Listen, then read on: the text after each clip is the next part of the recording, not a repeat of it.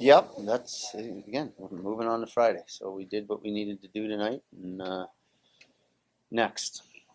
The first goal in the third period, there just kind of things snowballed from there.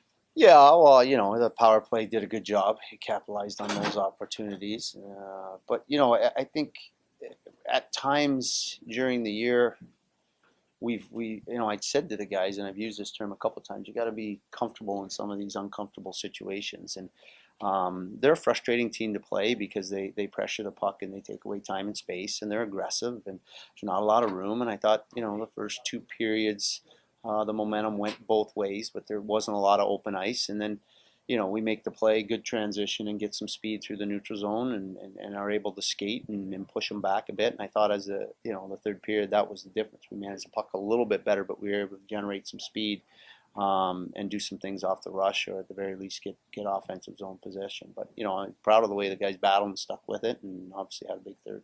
Did you get a little fortunate in the second period just with some of the chances that they were able to get? Yeah, no question. We didn't move the puck out. I thought they had better legs and upped their physical game, and had a lot of, we were chasing most of that period. And we talked about it after the second. And it's like I said, not only is it a frustrating game when you play that way, or you don't have the puck, it's tiring. And a little warmer out, it's warm in the room, so not used to the temperature. So we wanted to make sure, one of the big points of emphasis, we're keeping our shift short. And then when you get a lead, they got to chase, and we can simplify our game and just make sure we get it deep and stay above. And I thought we did a good job of that and capitalized on some more opportunities. Laredo continue to be a pleasant surprise for you? Yeah, we've seen enough of him now to know he's got some poise. I mean, even I talked to Sergey on the bench there. Even that goal, he gets it. He doesn't just turn and fire it. He gets his head up, realize Thompson's in a battle, and it's like a placement shot. It wasn't even that hard.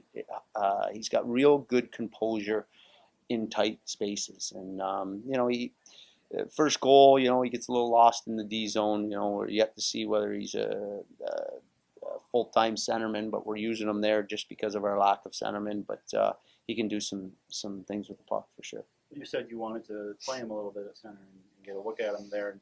You got your chance, I guess. Yeah, well, organizationally, it was something that that I talked with Chris about, and we've used them here and there. But it's a little different game in the defensive zone and defensively here. And he's not a real big guy, but he's strong on his skates. So I think that's going to be moving forward a learning process, and make a decision on where we are depth center wise.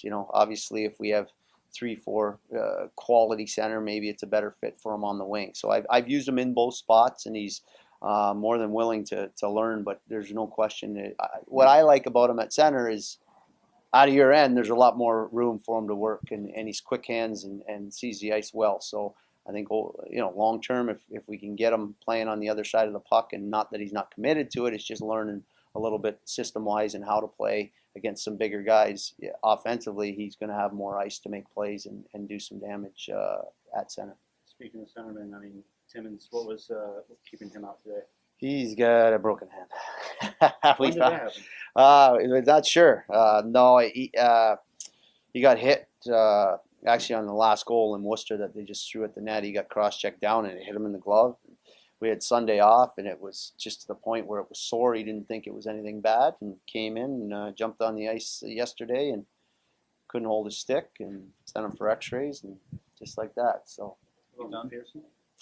he'll be done for the remainder of this season, and certainly, moving forward, probably probably looking at least 3 weeks. Pearson? Healthy.